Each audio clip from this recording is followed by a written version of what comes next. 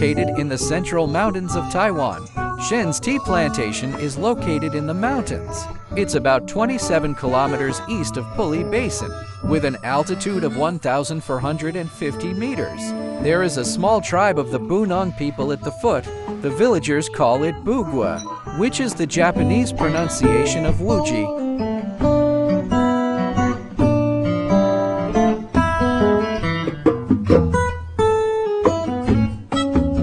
Shenjia Tea Garden is behind the Wuji checkpoint.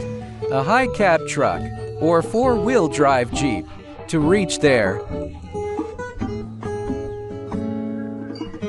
Because of this, it not only prevents tourists from coming to travel, but also not exploited in large quantities. The tea plantation can be well protected. This is the quality of Wuji tea than that of ordinary high mountain tea.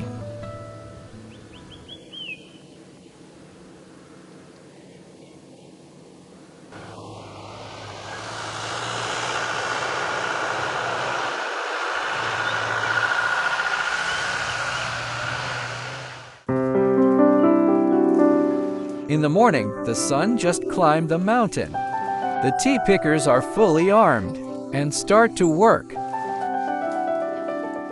The tea leaves are mainly picked with young leaves and buds, depending on the type of tea. One heart and one leaf, one bud and two leaves, and one bud and three leaves. The integrity of the tea leaves affects the quality of tea making. Tea leaves can't be damaged during picking. Otherwise, it will reduce the quality of tea. Since ancient times, manual tea picking has always been the picking method of high-grade tea. In the past, tea farmers pinched the leaf stalks with their index fingers and used the elasticity between their fingers to break them. Now, many tea farmers use a blade on their index finger and use the blade to cut off the tea stems, which saves time and effort.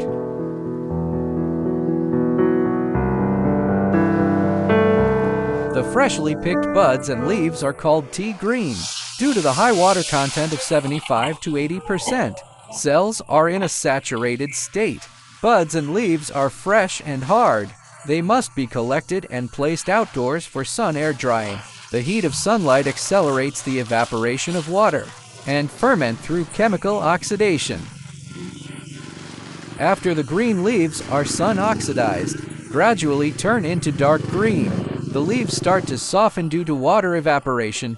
Its elasticity, hardness, weight, and volume decrease. This is the so-called physical withering.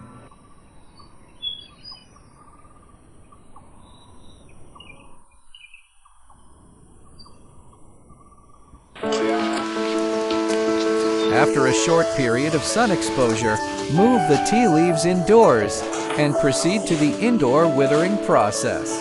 First, put the tea leaves in a certain weight, separately on a circular clip, and layer them on the iron rack to stand still. The static process can make the water of tea slowly dissipate. And during the process, we also need to stir the tea leaves and promote the internal fermentation of the tea. Stirring can adjust the degree of fermentation and bring out the unique aroma and taste of high mountain tea.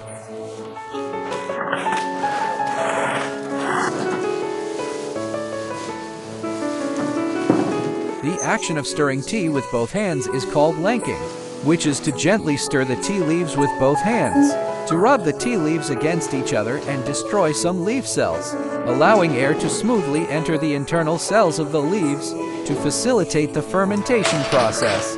Now there are also wave green machines, can replace human labor to stir. Usually, both methods are used together.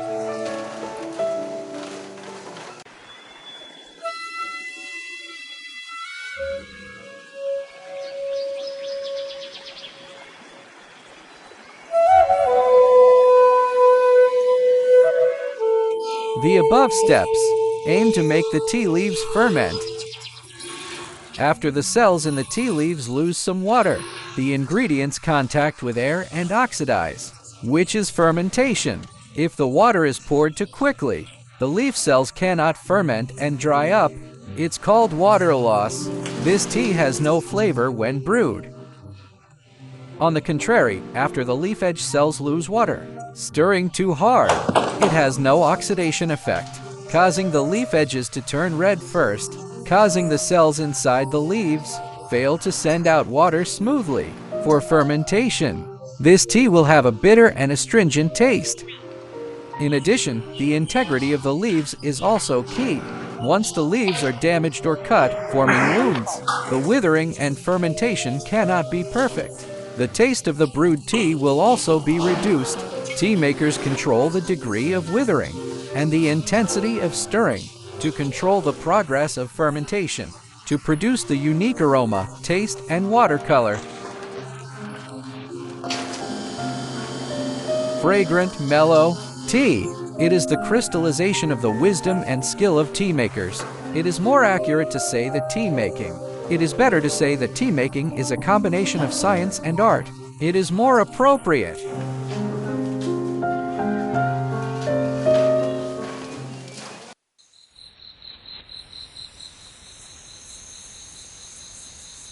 At midnight, just as everyone was falling asleep, the factory was filled with the rumbling of machines. To stop the wilting and fermentation of tea leaves, the tea is stir-fried or steamed at high temperature. This process is called pilling green. Put the tea leaves into a 330-degree roller and directly stir-fry it. Destroys the activity of enzymes, which can stop fermentation and other biochemical reactions. The original green smell of tea disappears, which can keep the aroma, taste, and watercolor stable. The moisture in the leaves is evaporated moderately. The tea stems and veins also become soft and elastic. When it comes to the next step of rolling, the tea leaves are not easy to break. Rolling is to take the tea leaves that have been killed green and knead it like dough. Put the tea leaves into the rolling machine and apply mechanical force to roll. To make the tea rotate and rub against each other destroys the tissue cells of the buds and leaves and the pressure of rolling, causing the juice inside the leaves to ooze out. The exuded juice will solidify on the surface of buds and leaves after drying and solidifying. When brewing the tea in the future, the tea can quickly dissolve in hot water and become a fragrant tea soup. Finally, after untying the rolled tea, dry it with a dryer and then reheat it the next day.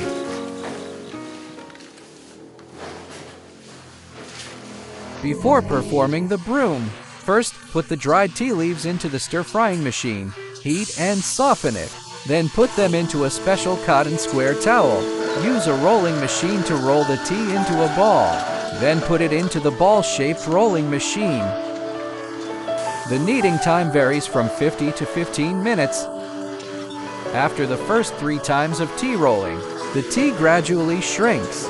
Pour the tea out of the bag, and then put it in the stir-frying machine to heat and clump. Then, do the same again.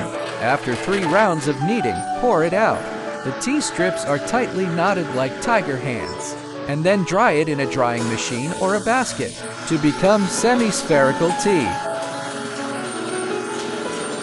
Drying tea usually uses large dryers. Drying the tea after rolling with hot air. The purpose of high-temperature drying is to quickly inactivate the activity of enzymes, to stop the fermentation and oxidation of tea. The quality control is to keep the moisture content within 3 to 5%. During the drying process, the moisture content of tea after rolling is high, so it is usually dried twice. After the first drying, the tea is about 70 to 80% dry. Then the tea is wet, and then dry it for the second time. The dried tea is called raw tea. Raw tea contains old stems, thin slices, tea powder, and non-tea. It needs to go through pruning and sieving in the refining process to make its shape neat and quality. After baking, it becomes finished tea, called refined tea, which is called refined tea.